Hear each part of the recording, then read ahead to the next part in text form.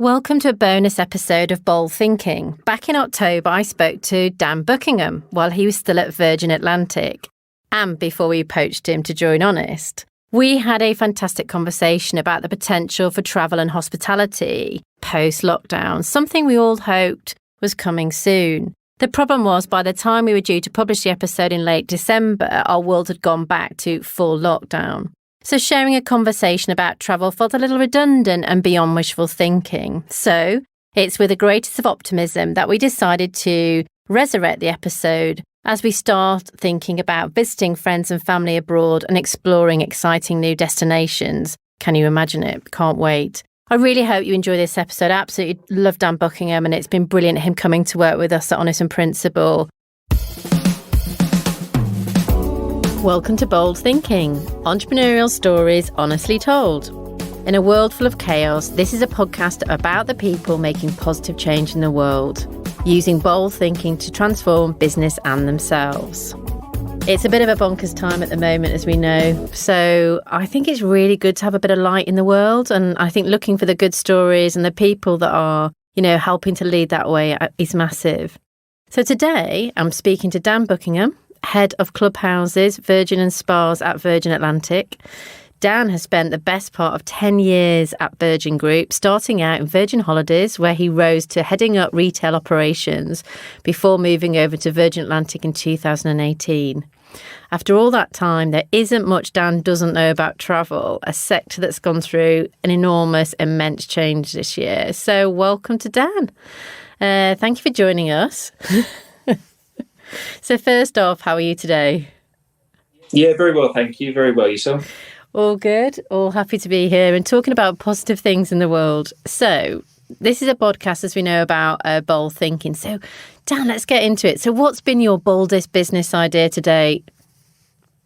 Firstly, thanks for having me. I think, Virgin is seen as a hugely entrepreneurial company, and deep down underneath that, actually, to be fair, we get the real opportunity to try different things. And I guess probably the boldest idea we've ever had and came to fruition was building the world's first virtual roller coaster in a retail store, which at the time was a bit mad because when you say that off the cuff, people don't really understand what it means. But as it stands today, it is in Cardiff, in the shopping centre there. And it's been amazingly successful. It's won some awards, but also, far more importantly, it certainly in them days gave us more sales as well. So, really successful. Wow. So is there anything in this sort of airline sector you were doing, obviously pre-COVID? How did that all pan out? Yeah, so I think obviously moving to the airline, there's an underlying piece which is health and safety for obvious reasons, and I think sometimes pushing the boundaries in an airline is sometimes quite difficult. But one of the things we looked at, certainly in my world, which nearly came to fruition, was almost portable and pop-up airport lounges. One of the challenges with most airlines is that they have lounges in certain parts of their network, so as being Heathrow, which is permanent, or John F. Kennedy Airport, which is permanent. But when we seasonally fly to locations, one being Cape Town, it wouldn't be right for a company to invest in a lounge operation permanently. So we came up with the idea of a pop-up lounge, which on the sounds of it, sounds quite simple and has been done before, so people think. But actually, in reality, it's never been done in an airline before. And by doing that, what we're doing is making sure our customer experience from end to end and ground to air is consistent. Whereas one of the big challenges for an airline is consistency on the ground of its product, which sometimes can be very different and also run by different operators. So unfortunately, it didn't come to fruition because of COVID, but it's certainly something that I think would benefit airlines and Virgin Atlantic going forward, and certainly be resurrected. So from a Virgin perspective at the moment, obviously it's been a really difficult time, but knowing Virgin for years and being very much in love with the brand, actually, I think they've done some amazing things. I'm pretty sure they're going to pop back, into fruition and really start showing us the entrepreneurial spirit, which ideally they must be, in a great place to do.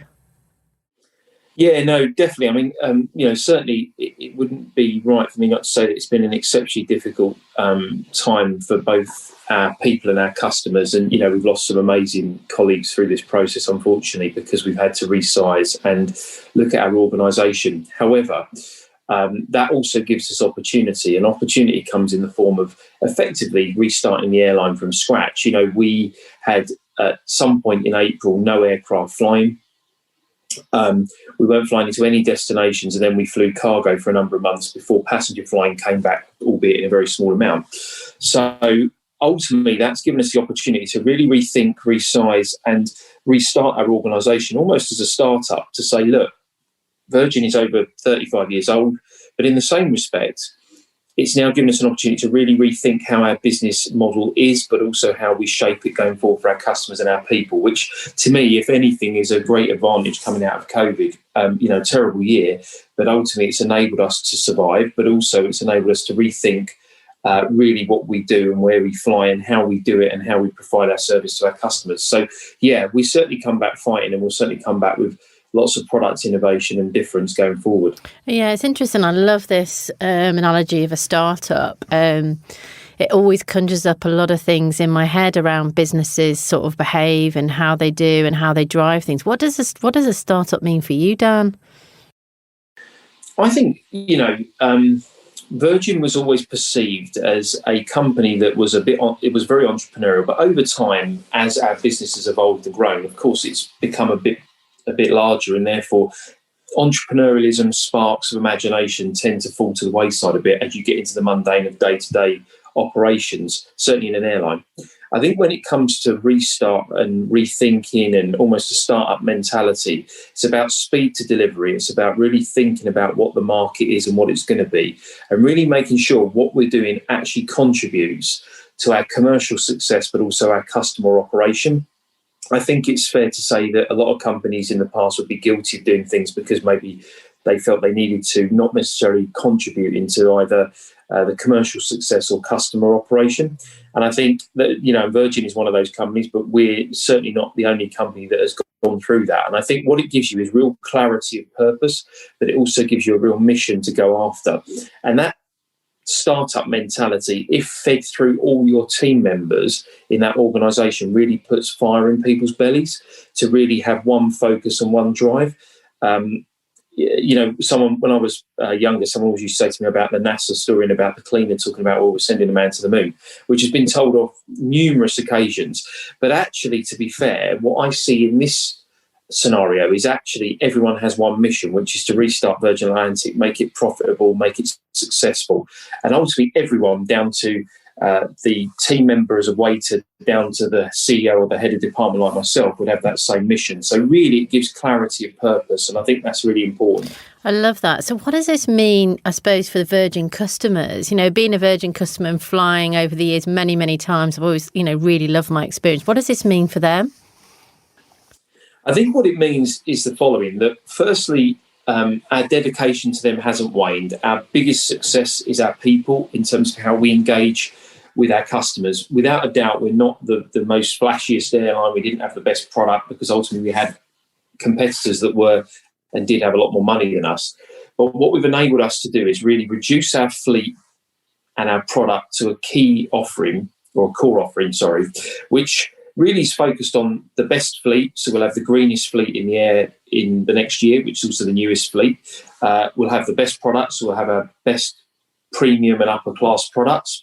But also we'll standardise our food and beverage offering for our customers, which means that ultimately, whatever aircraft you get on, you'll have the same product. And unfortunately, in the past, a lot of airlines have different product based on the airline or on the fleet, etc. So I think for me, the customer piece is really about offering real clear clarity to our customers and also offering real loyalty. So one of the things we've also completed is rethinking our loyalty program, which was Flying Club. It's now Virgin Red.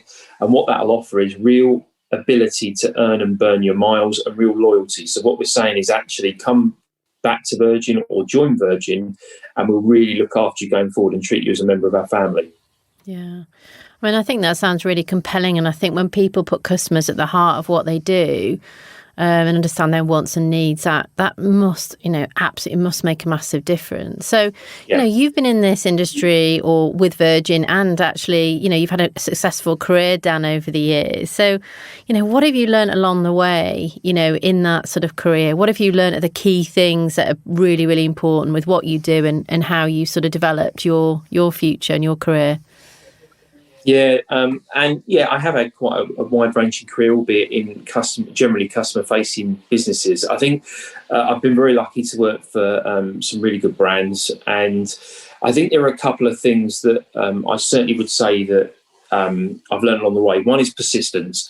So I think no matter what anyone tells you, risk is required in business, whether you own your own business or whether you are the head of a department or a manager in a business. I think risk is vitally important to really think out the box.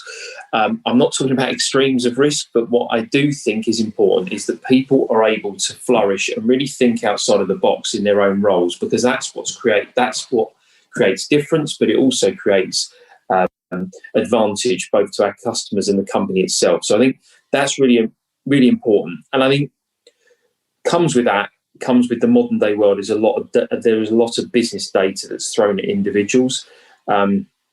I would always say that my general style is to think by the gut. Now, that doesn't mean to say I don't look at data and I don't review it, but I also think sometimes you've got to go with your gut and know what's right for your customers or your people. And generally, that tends to put you in the right place going forward.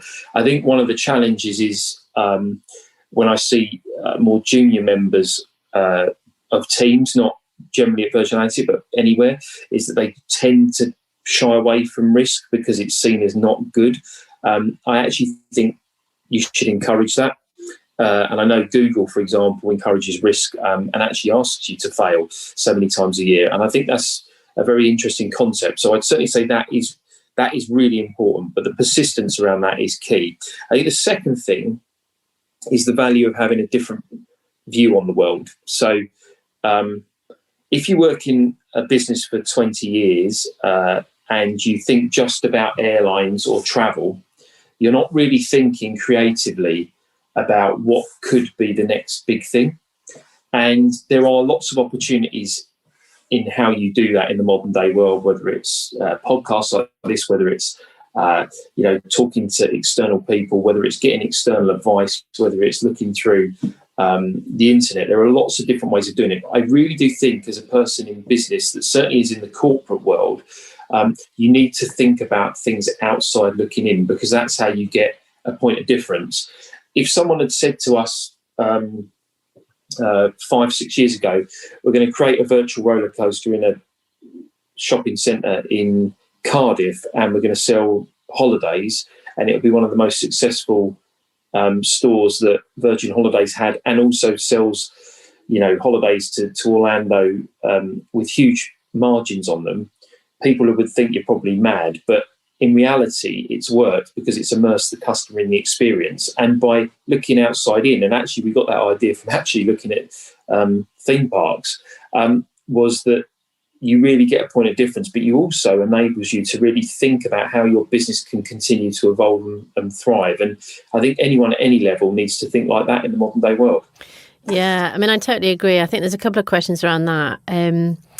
I think, from an honest perspective, we work across lots of different sectors. So it's really interesting for us to one day be working on an automotive brand, the next day to be working on a big leisure brand, the next day to be working, with a banking brand. And actually we can draw from that inspiration to sort of drive in. But I think risk is a key word around that. So when you talk about risk, what does that mean? Because when you use the word risk, it's almost like a scary word.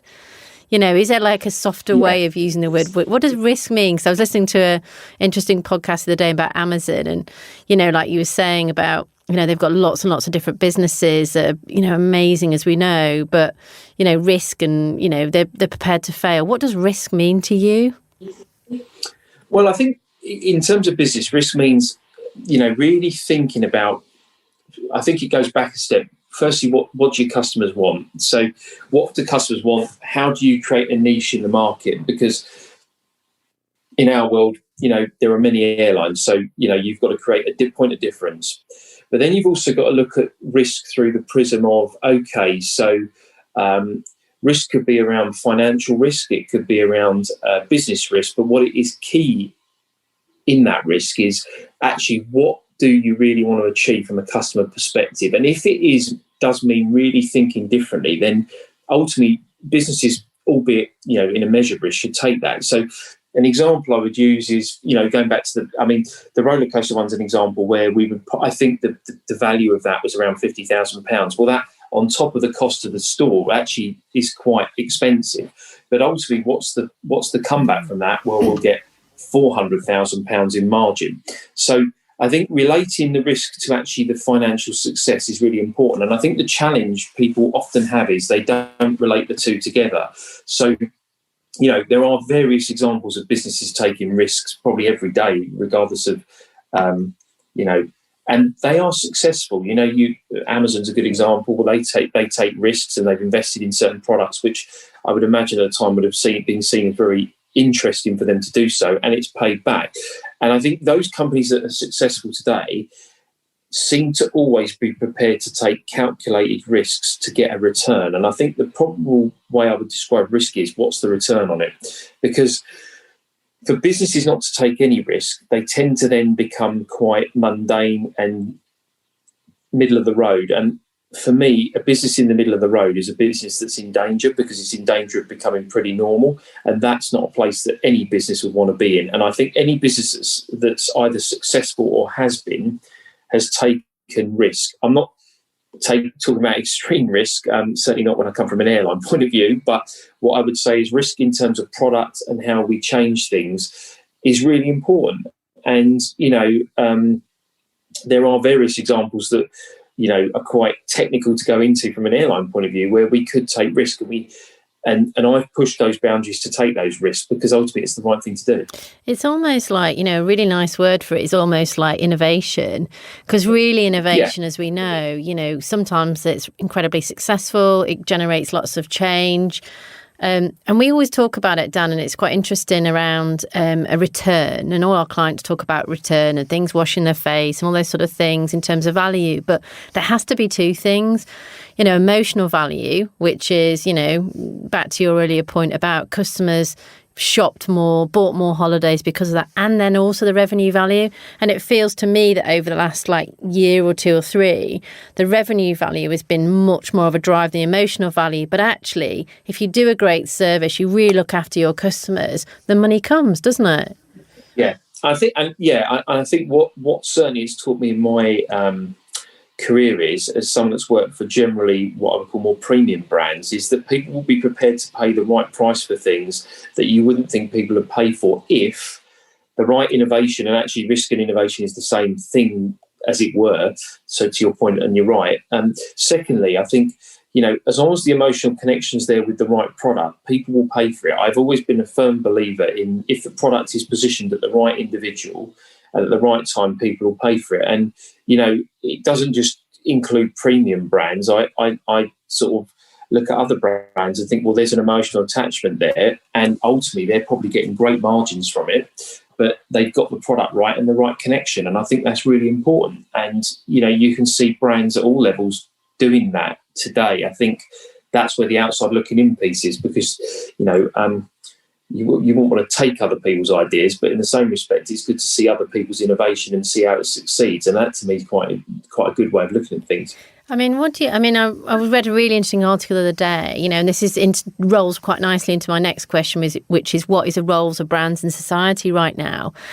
And I read this brilliant article about the rise in the tech brands. As we know, it's almost like they're becoming as wealthy and as influential as, governments and organize, typically sort of religious sort of mantras, So what do you see as the role of brands in society right now? I mean, there's a big, enormous surge around the value and the sustainability and the ethos and the values and looking after people. What do you see the role in the brands now? It's a good question. I think brands are as important, I wouldn't put them as important in governments literally, but what I would say is brands dictate to people and individuals about what they wear, how they look, what they do. And ultimately, I do truly believe brands of today have also a duty to make sure they're protecting the planet and the environment and doing the things they should be doing. Because, to be fair, people buy into brands because they either want to look, wear, or have an attachment to them, but they also want to make sure those brands are doing good for the world as well. So I think when you see brands, for example, not paying the right tax or perceivably not paying the right tax, clearly that is challenged by a certain group of society because they see it as them not playing their part. And some of these companies are bigger than some countries' turnovers. So I think there's an element of that. I think there's also an element around brands really playing into influencing in the right way the future behaviours of society, and I think that's quite important. So, the government, for example, has a target to become all electric vehicles by, I think it was 2030, and that to me is about the brands will play the part, not the government. The government won't be doing that. It will be the brands that are in the UK that will drive that forward to all electric vehicles by 2030. I think it was at 2030, 2035. Well, that's not government. That government can set the target, but ultimately it will involve brands to achieve that because it's not going to go anywhere without that. So I think there's a real piece for brands to play. And you can see some key brands that really make a difference and influence that. You really can. So, obviously at the moment with times are, incredibly tough. And I, for one, am missing, I'm really missing experience. I was quite lucky on Saturday. I came into Soho and had a really lovely tapas, and had an amazing energy, and it was safe and it felt considered, and the restaurant owners were amazingly brilliant. So, I've got a question on what do you see as the future of experience? Are people going more online? Do you still see people, heading up sort of Virgin lounges? Do you see experience as really, important?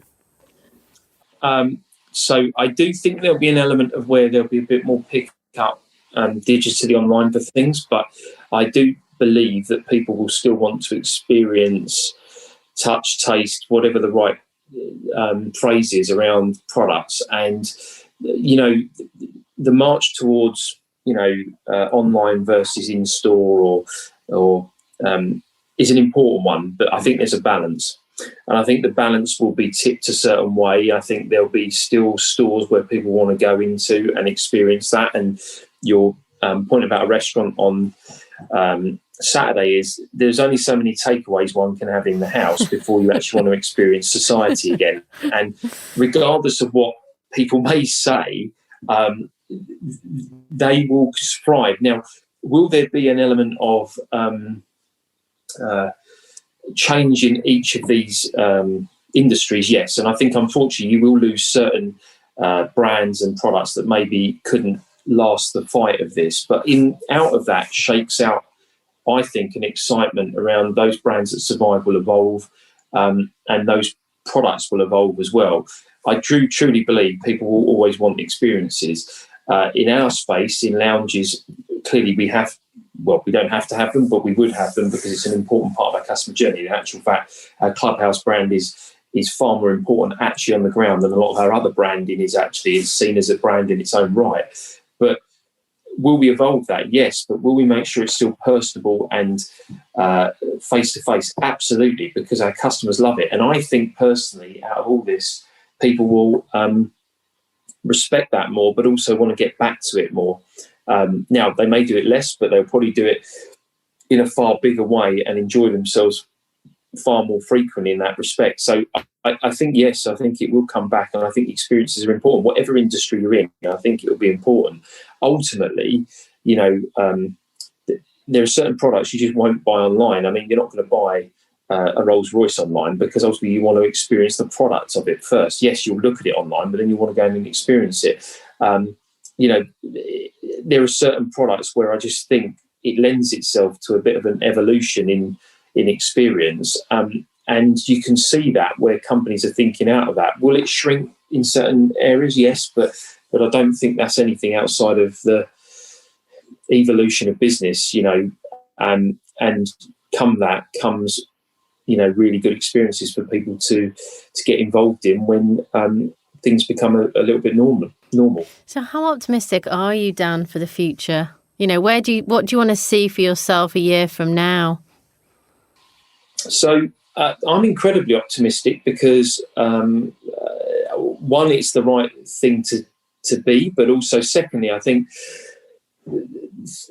whilst this has probably been one of the worst experiences most people hopefully ever see in their lifetime, I think what it shakes out is a new beginning for a lot of businesses and enterprise. And I think come out of that will be a new world and a new optimism, which, will really shape the future. For Virgin, we, without a doubt, have gone through a very difficult period, probably more difficult than most of our competitors. But what we also know is that we now have a real opportunity to really think again, work at pace, really have the startup mentality and really think about how we're going to deliver great experiences for our passengers going forward. So to me, very exciting times once we get through 2020. Yeah, no, I mean, I tend to agree. I think there's always like a catalyst of change, and our sort of overall feeling, speaking to a lot of our clients, is to win at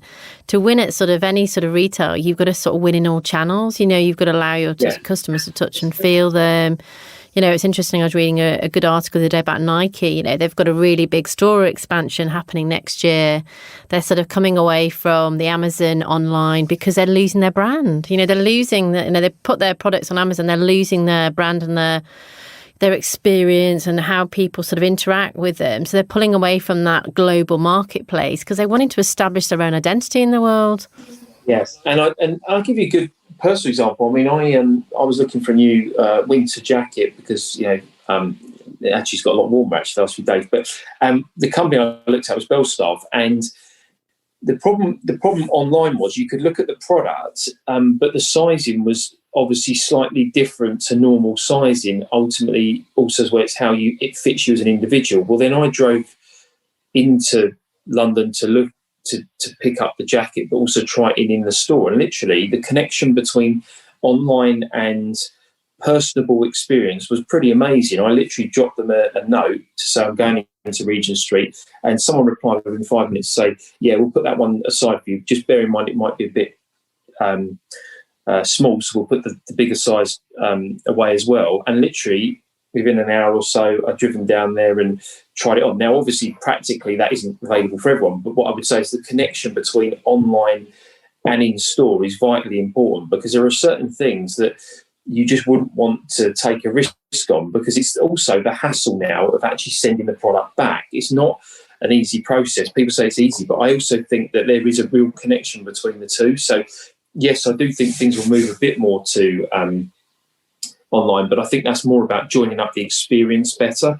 There are a lot of companies that still, in my view, don't have a particularly great joined up experience between their online and in-store presence. And those that do it really well really succeed at it. Yeah. And that's sometimes as well. That's just one. That's sometimes example. As well because of, the P&L is not always connected.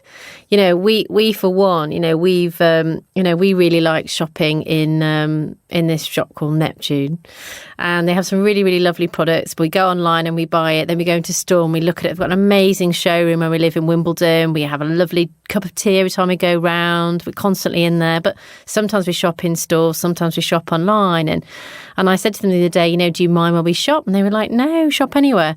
But obviously, from your experience of working at Virgin Holidays and Selfridges, a lot of that in the past or at the moment still, that sort of money, if you don't turn over that business by shopping in that store, spending your money, then they attribute the sales to, to the online or to the physical, and therefore the connection isn't there. So for customers, we just see it as one world, and we want to go into the showrooms, we want to go online, we want to have that thing. But actually, and it's the same as airlines, you buy into Virgin, you buy that ticket, you go into that lounge, that is your experience. But how do you attribute that from a profit revenue and customer perspective? Yeah, no, it's a really good point.